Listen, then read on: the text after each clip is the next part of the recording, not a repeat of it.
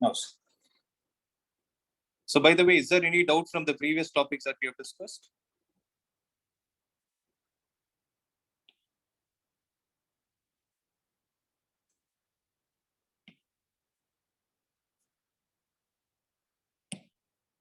No, right?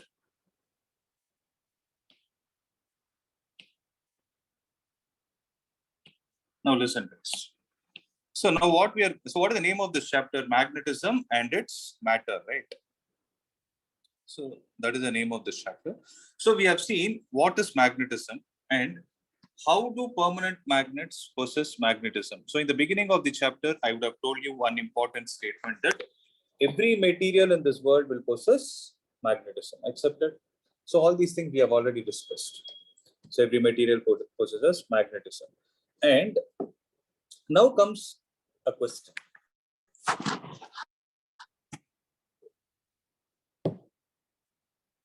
So now I have a question, guys.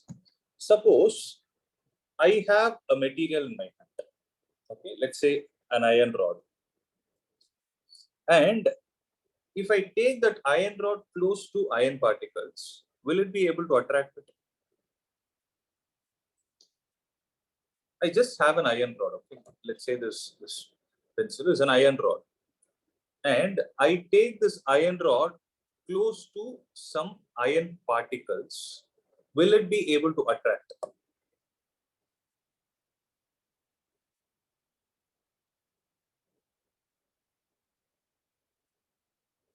Are you guys there? Am I audible? Yes, sir. Yeah, please. Tell me. So think and tell me. No? See, for example, you're eating with a spoon, right? You eat, let's say you're using a metal spoon, a stainless steel spoon, and you take it close to other spoons, okay?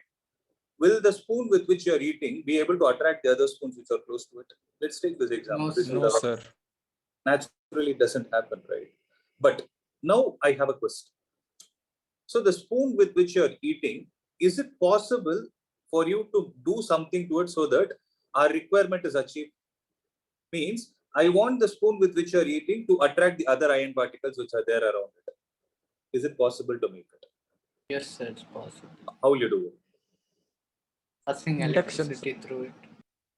Okay, one of the ways is you can pass electricity through it, okay. But if you pass electricity, it is going to be the magnetic field is going to be very less. Because you need very high voltage for you to generate that amount of magnetism. We would have solved problems, right? Like in last chapter and all, if you go and see, like you pass 10 ampere of current, only few Tesla of magnetic field will get generated, which is going to be very weak, right? Okay, that is a good idea, right? You can pass current.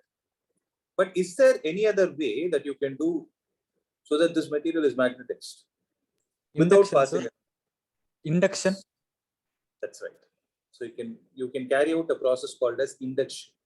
So for you to generate induction, you should have an already existing magnetic field. That's the logic. Correct, Ada?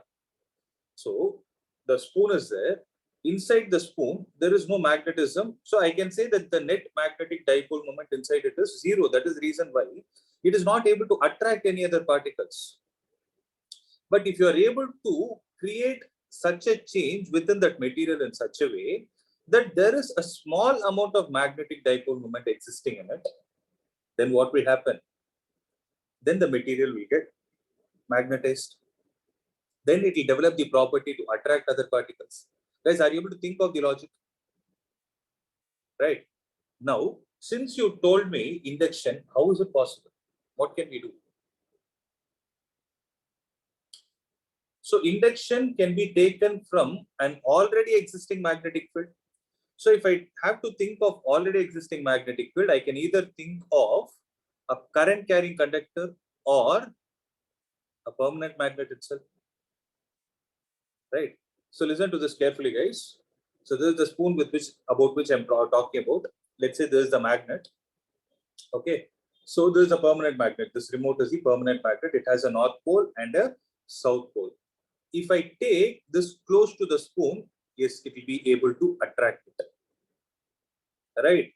Now, previously, when these two were disconnected, if you take the spoon close to iron particles, it was not able to attract the other particles, right? Whereas when you connect it like this, and if you take the system like this to the spoon, yes, the spoon will be able to attract the other iron particles. Are you guys able to understand?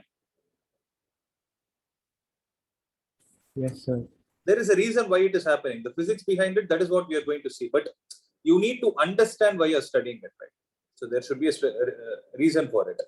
So our interest of study in this particular context or this particular part of the chapter is about how can you generate magnetism in any material? Okay, that is the first question.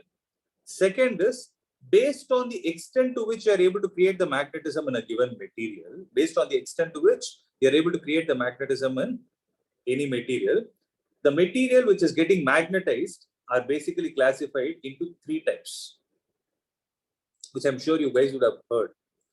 One is called as a paramagnetic substance, diamagnetic, and third one, anybody? It's called ferromagnetic. Have you heard these words? Yes, sir. In your solid state, you would have heard paramagnetic, diamagnetic, and ferromagnetic. Okay, so that is what we are going to see. But before we understand the classification of substances based on the extent to which they get magnetized, we need to know certain terms that are related to this kind of a process. Okay, and that is what we are going to discuss. And I'm giving a disclaimer, all these words will be close to each other and will confuse you. So I want you to pay 100% attention and ensure that your doubts are getting clarified before the class itself, so that when you read, you don't have any confusion. Okay, so we'll get started. Listen. So the heading is magnetic properties of a material. Please write it down in your notes. This one alone, I want everybody to write, though there is a printed notes. Write it down.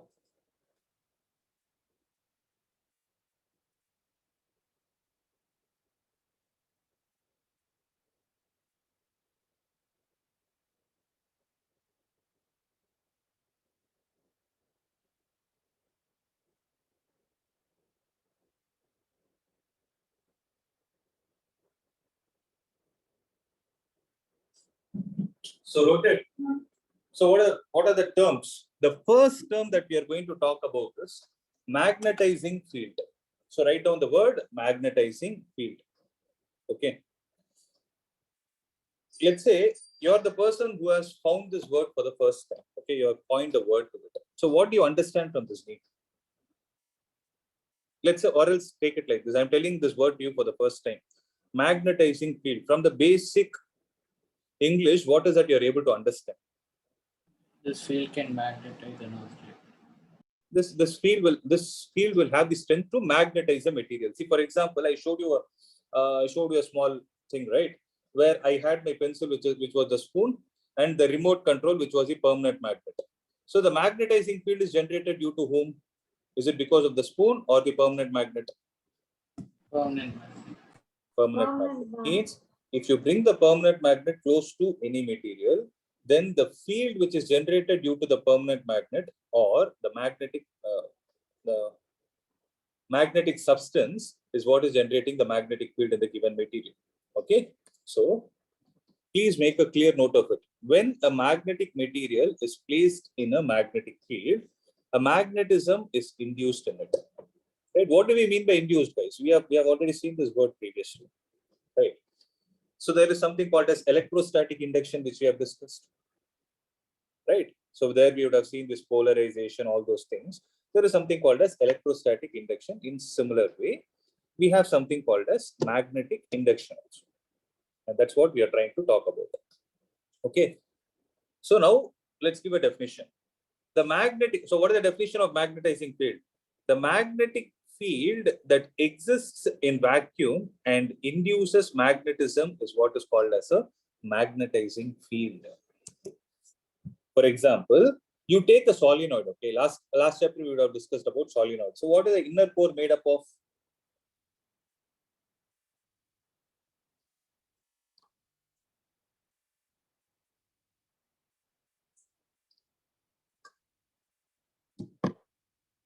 So the inner core of a solenoid is made up of soft iron. Okay. So if you see that soft iron will develop a magnetism within that material when current is passed through the solenoid. Okay. So the field that is generated due to the solenoid to magnetize that iron core is what we call it as magnetizing field. Am I clear, guys? See, suppose you take this as the core. Core means the one which is used to help the winding stand. So there is a winding like this. Right. So this iron core will get magnetized when current is passed through the solenoid. So the field generated due to the solenoid is what is called as the magnetizing field in that context. Okay. So what I'm trying to say is B naught is equal to mu naught into Ni is the magnetizing field for the solenoid. It is not a general formula. Okay. It is not a general formula.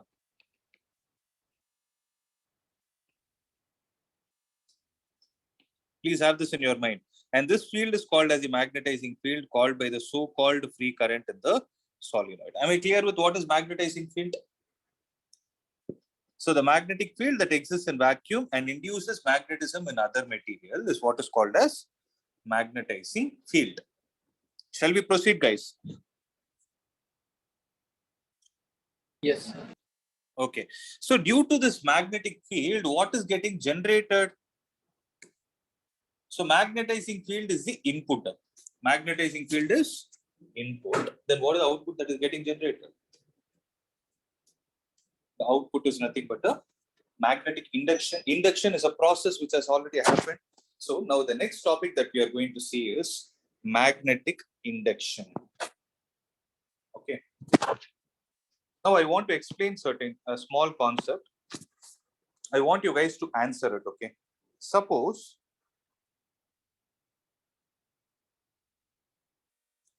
I take this as the magnetic substance which needs to get magnetized. Means, for example, the iron rod which I was talking about. Okay, let me say this is the iron rod. And if I place this iron rod in the presence of an external magnetic field like this, right, what will happen to it? In fact, if they both are kept in contact, yes, magnetism will get induced. Now the question is, what does this iron rod contain within itself? And how is it able to generate or hold magnetism in it? Right? That is an important point that we need to answer. Right? So, this iron rod is made up of atoms, and atoms are made up of electrons, protons, and neutrons. And it is because of the revolution of electrons. I repeat, it is because of the revolution of electrons what is getting developed, guys. If you revisit, there is a first derivation that I showed in this chapter. You can check your notes. Magnetic dipole moment. Sir. Yes, there is a magnetic dipole moment existing, but we very well know the fact that you can use the word magnetic dipole moment only for a magnetic dipole. Correct? Means what I'm trying to say is there will be, I can say that this iron rod is made up of, listen to this carefully, iron rod is made up of small magnetic dipoles in such a way that the net vector dipole moment is a 0. That is the reason why this iron rod was not able to create any attractive force on the other iron particles. But as soon as you bring a permanent magnet, as soon as you bring a permanent magnet and bring it in contact with the given iron rod, what will happen? These dipoles will experience a torque and they will get aligned in a particular format. Okay, where this arrow mark is north pole, this is south, north, south, because the north pole is closer to this rod, hence the north pole of the dipole will be away from it. Are you able to understand? Right. So this kind of a scenario is going to get created. As a result of which, what can I say? Can I say that there will be a net dipole moment in this scenario, which is not equal to a 0, guys? Are you guys accepting this? Yes or no? Yes, sir. Am I clear or not? Yes. So the net dipole moment is going to exist, which is a non-zero value. Then due to this net dipole moment, what I can say is this material, I can say it is magnetized, right? So when it is magnetized, what will happen is there is a magnetic field that is getting induced in it. Can I call it as B in? It is because of the net dipole moment that is existing, right? So if I have to write the whole value of magnetic field present within the material, it is the induced magnetic field plus which material magnetized it? It is the permanent magnet. This permanent magnet by default has a field associated with it, which we call it as B naught according to the previous concept. So the magnetism value possessed by the permanent magnet is called as magnetizing field. So can I write that the net magnetic field inside the iron rod now is the induced magnetic field plus the magnetizing field? Then this collective expression is what we call it as B, and this B is what is called as magnetic induction, which is this topic.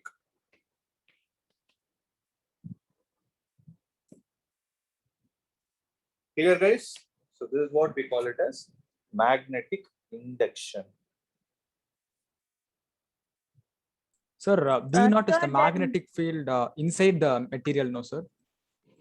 B naught is a magnetizing field. Okay. Sir, B what naught. B in? Induced magnetic field. This is induced. This is magnetizing field.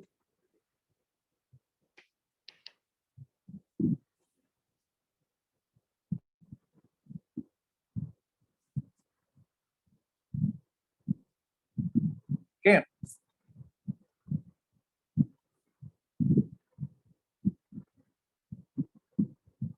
So listen, let me show you the definition. As shown in the figure, suppose a toroidal solenoid is wound around a ring of magnetic material. Here, magnetic material means it can be some soft iron or something. So under the influence of the field B naught, what is B naught, guys? Magnetizing field. The magnetic moments of the atomic current loops of the magnetic material tend to align themselves with or against the magnetizing field. Did you guys understand this word? Listen, read this carefully. The magnetic moments of the atomic current loops. Why are they calling it as atomic current loops? Is because that current is generated due to the atom itself, okay, of the magnetic material tend to align themselves with or against the magnetizing field B naught. This gives rise to a net current on the surface of the material and is called as the magnetization surface current. Okay. So that is only in the case of solenoid again, solenoid or a toroid. Now, the important point that I want to say is this current induces a magnetic field Bm. I wrote it as Bin. Okay, Bm inside the material, which is given by the expression Bm is equal to mu naught into small n into Im, where Im stands for magnetization surface current. It is called as the magnetization surface current.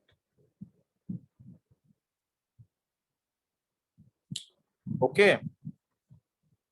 So, listen. Now, what is the definition of it? What is the definition of magnetic induction? The total magnetic field inside a magnetic material is sum of the external magnetizing field and the additional magnetic field produced due to the magnetization of the material. That is B naught and B induced. And this is what is called as magnetic induction. So please write it down.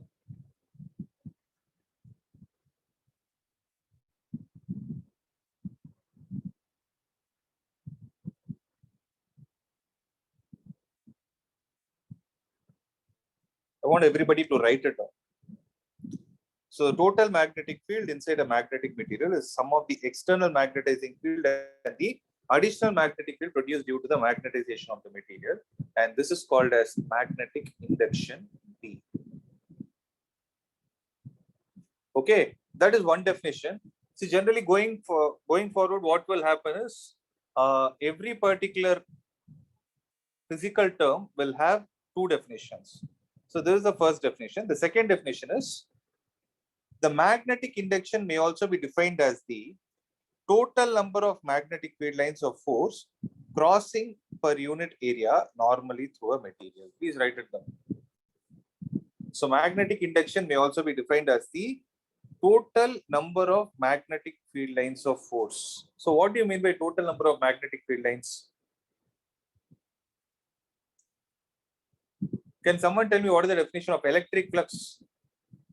The number of field lines passing through areas is perpendicular to that area. That's, no? In a similar way, if I say there are total number of magnetic lines of force or magnetic field lines, what is the technical name we can give to it? Magnetic flux. It's called magnetic flux. So what they're trying to say is magnetic induction can also be defined as the amount of magnetic flux per unit area. Okay, this magnetic flux you will learn in depth in the next chapter. So as of now, accepted. So the magnetic induction may be defined as the total number of magnetic lines of force crossing per unit area normally through a material. So this is it. Okay. Then the SI unit of magnetic induction is called as Tesla. So the SI unit of magnetic induction is Tesla, and the SI unit of magnetic flux is Weber. WEBER. It's the name of a scientist. So we write it as capital WB divided by the unit of area is meter square. So Tesla can also be written as Weber per meter square. Please make a note of all these points. All these things can be 1 mark question. So they can ask you which is a physical quantity which has unit Weber per meter square. Or define the physical quantity which has the unit Weber per meter square. So you should know all these things. Okay. This Weber per meter square is also equal to Newton per meter per area or Joule per area per meter square.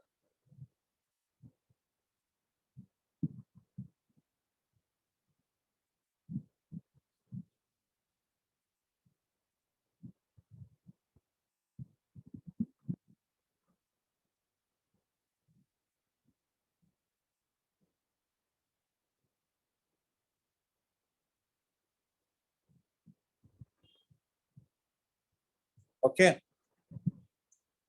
Moving on to the next point. So the next is called as magnetizing field intensity. Now I have a question. Here we have already studied magnetizing field. Then what is this magnetizing field intensity again? Why are we repeating it? So to calculate the strength, sir. Yes.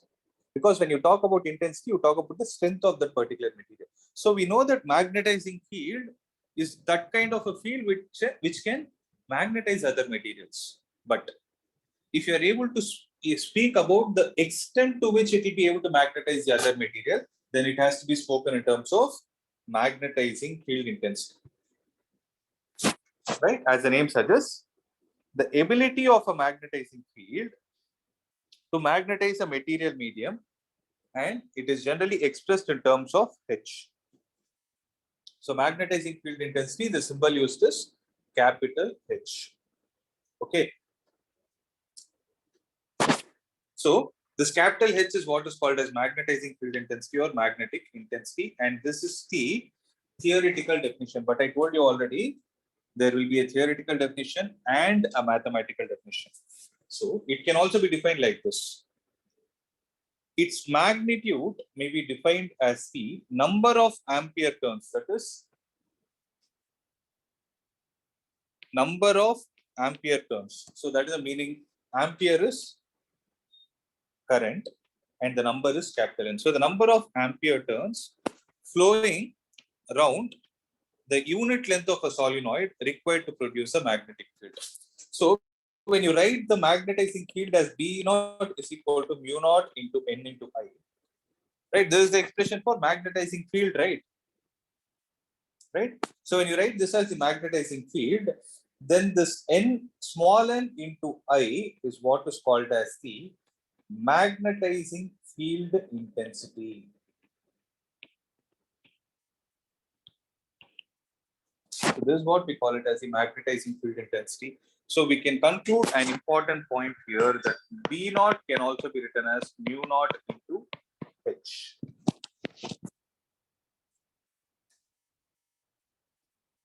Please write it down point-wise, okay? Please write it down point-wise so that you understand it better. B naught is equal to mu naught into H. And this capital H can be written as B naught divided by mu naught. So obvious, right? You just rearrange the equation, you get the answer. So what are the dimensions of magnetic field intensity? They are L inverse A. It's very simple, right? So I is measured in ampere, length, the dimensional formula is capital A.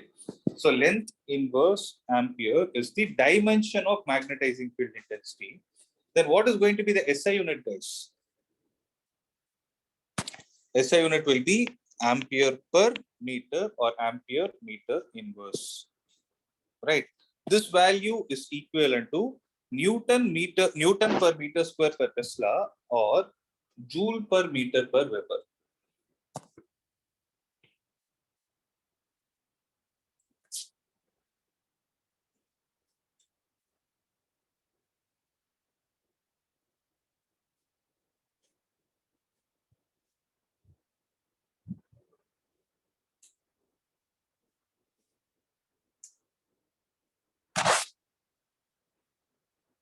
Okay. Fourth one. So the fourth one is called as the intensity of magnetization. So write it down. It is called as intensity of magnetization, or sometimes we simply call it as magnetization. Aren't the words similar? So the previous one also spoke about intensity only, but what is that intensity? That is magnetizing field intensity, means the intensity of whom? The intensity of the input field that you are giving to magnetize a material. Whereas, what is intensity of magnetization? Can someone try it? Listen. How strong a field is produced? How much the field that is getting induced, how strong it is. Right? So there should be a particular method to measure it. You measure the strength of a material in terms of something.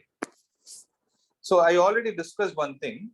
By placing an iron rod, or for that matter, any magnetic material in the presence of external magnetic field, what will happen? There will be a net dipole moment which is going to get developed in it. So there will be a net magnetic dipole moment developed in it. So if you are able to take the net value of dipole moment and divide it with a unit volume of it.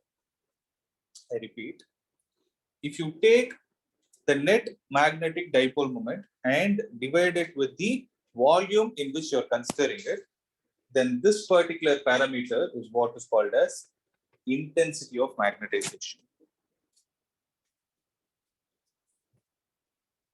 Are you guys able to understand? So let me read out Will the you repeat, definition. sir? Yeah, I'm reading it out. See, when a magnetic material is placed in magnetizing field, it gets magnetized. So the magnetic dipole moment developed per unit volume of the material means the material will have a net dipole moment, right? And divide it with the volume of it. So the net dipole moment per unit volume of that material is what is called as magnetization. And remember, magnetization is represented by the symbol capital M here. So capital M is a vector quantity because magnetic dipole moment is also a vector quantity. Okay. So when placed in magnetic field is called intensity of magnetization, or simply you can call it as magnetization. So this is a mathematical definition. Please write it down.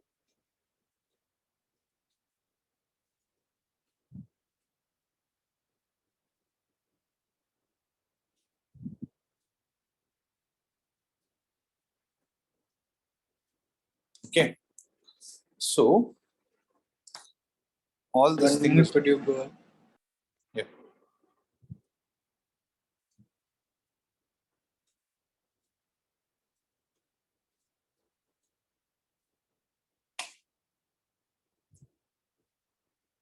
Done, sir.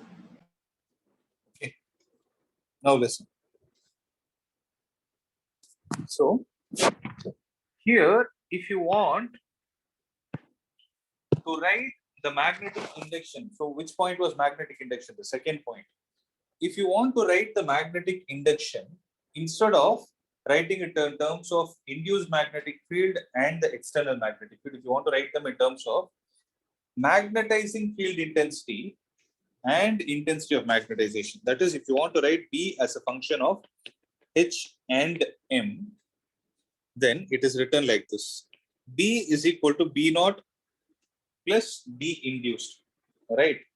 So here observe, we know that B naught is equal to mu naught into H from the third definition. In a similar context, if you write Bm, then Bm will be equal to mu naught into M. Okay, because Bm stands for, Bm means induced magnetic field. I'll write it in. So B induced will be equal to mu naught times capital M, because this magnetizing field intensity, magnetizing field is the input. So input is written in terms of an input parameter, whereas induced magnetic field is an output. So output is written in terms of an output parameter. So what will be the net value of magnetizing field, net value of magnetic induction that takes place? B will be equal to B induced plus B naught. But what is B induced? Mu naught into M plus mu naught into H. So if you take out the value of mu naught, then B can also be written as mu naught into H plus M.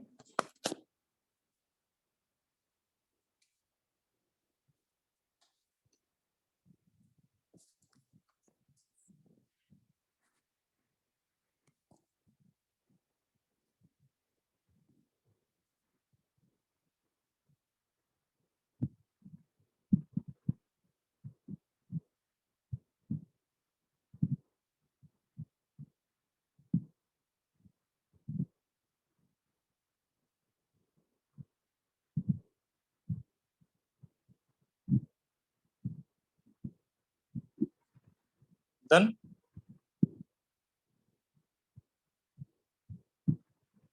So what does H stand for here again, sir?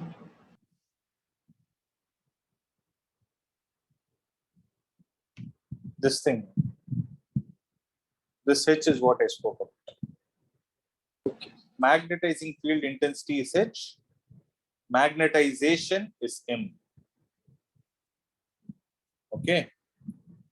The next term is magnetic permeability. So what do you mean by magnetic permeability? We know this mu naught is there, no? So what is mu naught?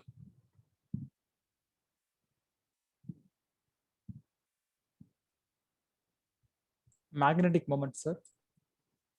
Mu naught, not that mu. See, I had to use mu in this chapter. Generally, Magnetic magnetic. dipole moment, sir. No. See, guys, when I write B is equal to mu naught into N into I, what does this mu naught stand for?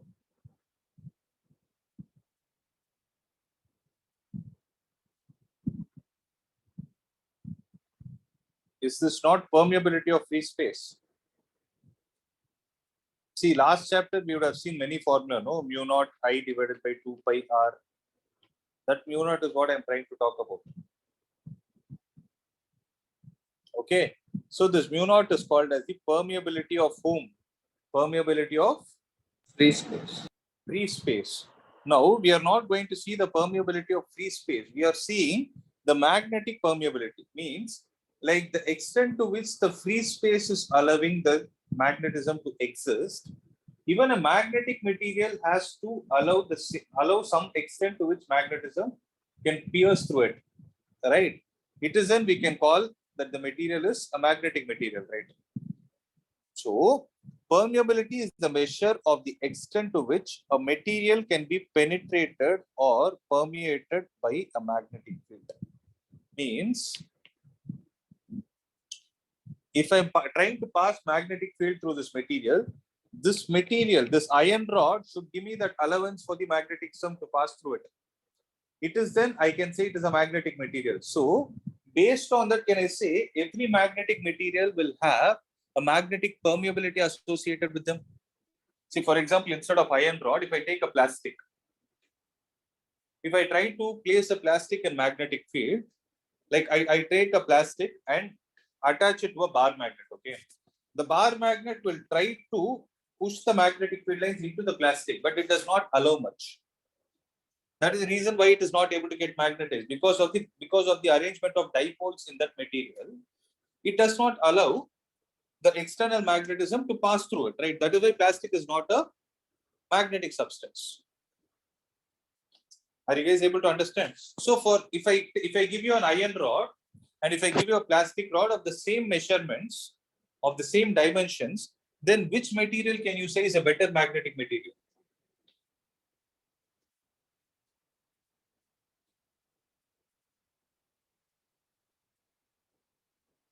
So could you repeat? I'm saying if I give you an iron Iron rod, rod, and if I sir. give obviously an iron rod, right? Why? Because it has more amount of permeability. Right? Means it is allowing more amount of magnetic field lines to pass through it. It is like how a conductor will allow the current to pass through it. If a material is able to allow the magnetic field lines to pass through, then we can say that the permeability of that material is high. So that now try to read the statement, you will understand it. Permeability is a measure of the extent to which a material can be penetrated or permeated by a magnetic field. Means how much it is allowing the magnetic field to get penetrated through it. Okay. So that is the basic definition, but there is a mathematical definition also. The magnetic permeability of a material may be defined as a ratio of the magnetic induction to the magnetic field intensity. So if I take magnetic permeability, it is the ratio of the magnetic induction and the magnetic field intensity. Mu is equal to B divided by H.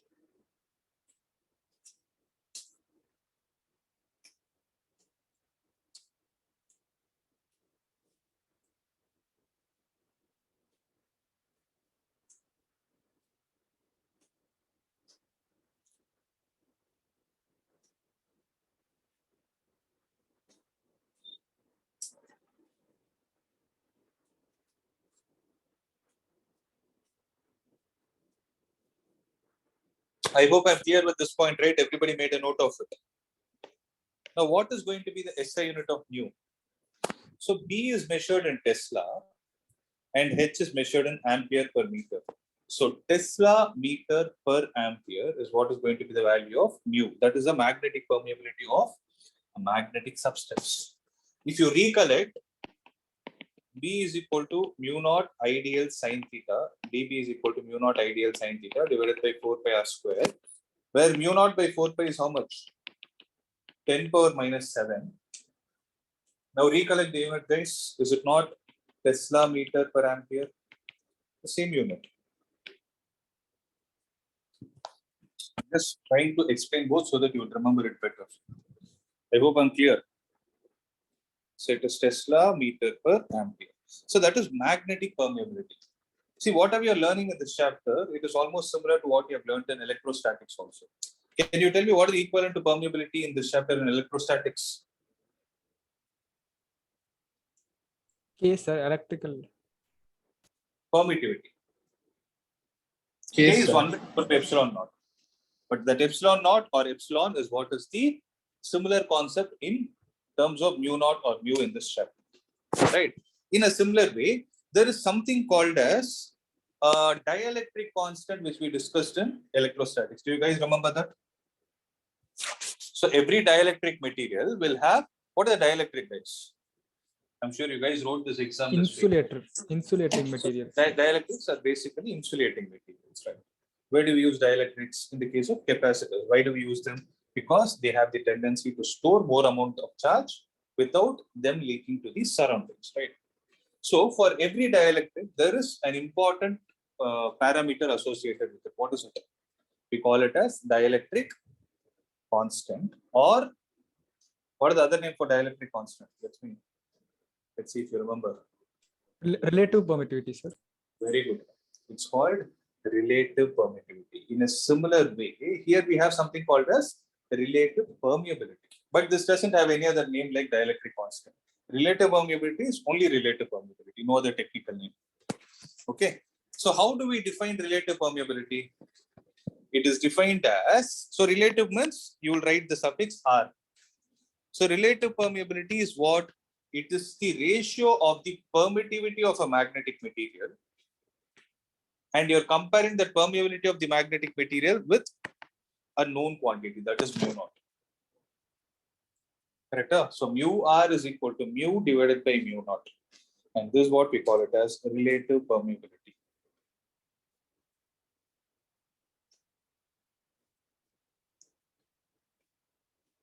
Okay. So we'll understand why we are studying all these things as we go on to the next part of this topic. Okay. So there is a reason. So you need to know these terms for you to understand the subsequent topic properly. So just give me a confirmation, guys. Is there any doubt till whatever we discussed? There are 2 more topics. Is there any doubt till whatever we discussed? I hope everything is clear. Sir, is Good. mu the magnetic moment, sir? Here, mu is permeability. I had to use mu in one of the places because capital, see, generally magnetic dipole moment is represented with capital M or small m. Okay, have this in your mind. So magnetic dipole moment is represented only with capital M or small m. Unlike electric dipole moment, where there is small p.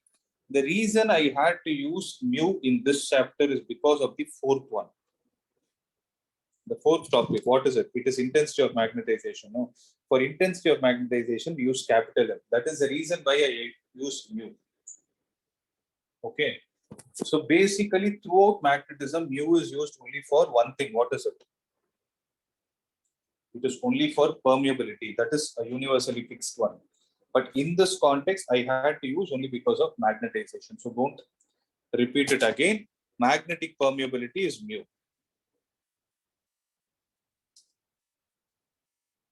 Okay, if I just write it as mu or mu naught, understand I'm talking about permeability or permeability of free space. Have that in your mind. Here. So if that is confused, or else I would give you one more suggestion. If this mu net is actually confusing you, then you can write it as dipole moment itself so that you will understand it better. But there is no other symbol given. Some books, what they do is they've given small m here, right? So I've taken it small m. Some books, what they do, they give small m for pole strength also. You remember pole strength we discussed at the beginning of this chapter. For Coulomb's law and all. So there they will give it. Am I clear? So I hope there is no confusion, right? No doubt, sir. Good. So 7th one. This is also an important term. So there is something called as magnetic susceptibility. So if you recollect the concept of polarization in the case of dielectrics, do you guys remember what happens in the polarization of dielectrics?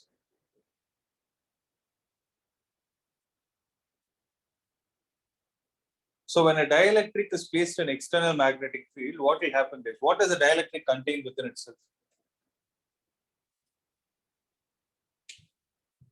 Contain dipole. It contains electric dipoles, right? Small electric dipoles. Those dipoles initially will be in what direction? They will be in some random direction, right? But due to the presence of external magnetic field, those small dipoles will start experiencing what? They will start experiencing torque, and they will get aligned in such a way that there is going to be a net electric field that will get induced exactly in the direction opposite. All this story you know, right? Right? So there what happens, that material also has some amount of susceptibility. So what do you mean by susceptibility?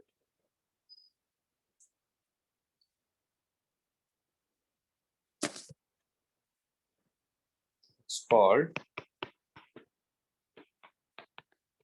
the synonym of susceptibility is vulnerability, or vulnerable, I can say it. So what is it? So what do you mean by vulnerable? I hope you would have Here heard. it means how easily it can be magnetized. So vulnerability, so susceptibility mainly speaks about how easy something can get magnetized. Okay, so this is also one of the measuring parameters for us to classify the materials as paramagnetic, diamagnetic, or ferromagnetic. Okay, so magnetic susceptibility will measure the ability of a substance to take up magnetization when placed in magnetic field. Again, let's go to the same example. I take an iron rod, I take a plastic rod. Let's say there is a room which contains full of magnetic fields. Okay, let's say we have generated a room full of magnetism. I place an iron rod, I place a plastic rod. Which material is more vulnerable to get magnetized? Obviously, Iron rod. iron rod, because it happens easily because of the way the dipoles are arranged in it. So the susceptibility of that material is going to be very, very high. Okay, so that is the theoretical definition. So magnetic susceptibility will tell us what? It will measure the ability, susceptibility, right? So it will tell us the ability of a substance to take up magnetization when placed in external magnetic field. But how do you give a theoretical, mathematical definition to it? It is also defined as the ratio of the intensity of magnetization to the magnetizing field intensity. So it is generally represented by the symbol like this. So it's called chi. It's a Greek letter. Okay. If I'm not wrong, you would have learned this in electrochemistry. Right? So this is called as chi with a suffix m. And this is what is called as magnetic susceptibility. How do we define it? It is defined as a ratio of the extent to which the material has got magnetized for the amount of input that you gave. So you can remember it like this: magnetic material. So what is the input you give? You give the input of H and the output is M. So the output divided by input will give us the susceptibility of this material. So that is the definition, mathematical definition. Since magnetic susceptibility is a ratio of two physical quantities which have the same units, then susceptibility does not have a unit associated with it. Okay, so it does not have any unit associated with it. And the last thing that we are going to see is relation between magnetic permeability. Magnetic permeability is mu and magnetic susceptibility, that is chi m. Okay. Now, if you have a linear magnetic material which is subjected, so if I take a linear magnetic material which is subjected to the action of magnetizing field intensity H, then it develops a magnetization H. M. Then it develops a magnetization M. And what is developed inside? There is a magnetic induction that is going to take place inside the material such that B will be equal to what, guys? Is B not equal to mu naught into capital H plus M? So let this be equation number 1. Okay. But if the permeability of this material is mu, okay, if the permeability of this material is mu, B can also be written as mu into H. This is 2. So 1 and 2 will be equal on the left hand side. So mu into H will be equal to mu naught into capital H plus M. Right. So mu divided by mu naught, or I can write it like this. Mu is equal to mu naught into 1 plus M divided by H. Means I divided with H on both the sides. Okay. This will become mu naught into 1 plus. What is M divided by H, guys? Is it not chi M?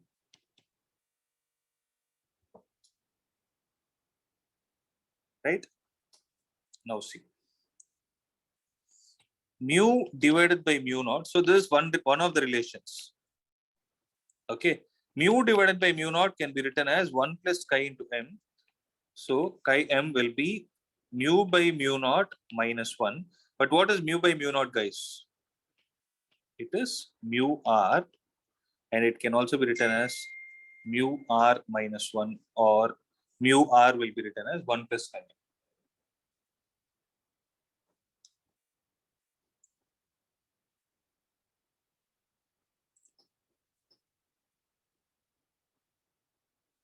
So can you show the definition for the second?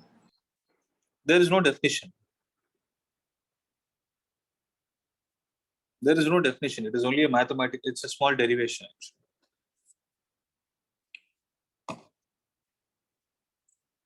This is another formula for relative permeability. So Yeah, this is the formula for relative permeability in terms of magnetic susceptibility. So basically, the basic formula for relative permeability is mu divided by mu naught only. But if you want to write mu divided by mu naught in terms of magnetic susceptibility, then this is going to be the formula. Or you can write mu r is equal to 1 plus chi M also. See, depending on which is the unknown in the question, you can use either of the formulas. Am I clear? Understood. Yeah. Okay. So this is all about the basic properties of a magnetic material. So these are all the terms that are needed for us to understand how a paramagnetic, diamagnetic, or a ferromagnetic substance is going to behave. Okay. So with this, I'm going to stop. I suggest everyone to revise this topic before tomorrow's class because there's a slightly tricky one. If you don't revise, tomorrow's class will be slightly tough for you guys. Okay. We get confused, so revise and come for tomorrow's class. If there is any doubt in the first 5 minutes, we can get it clarified. And then we'll go to the next part of this chapter. By tomorrow, I might be able to complete this chapter. Let's see. Okay. So is there any other doubt, guys? No doubt, sir. No, sir. Okay. And then you can leave.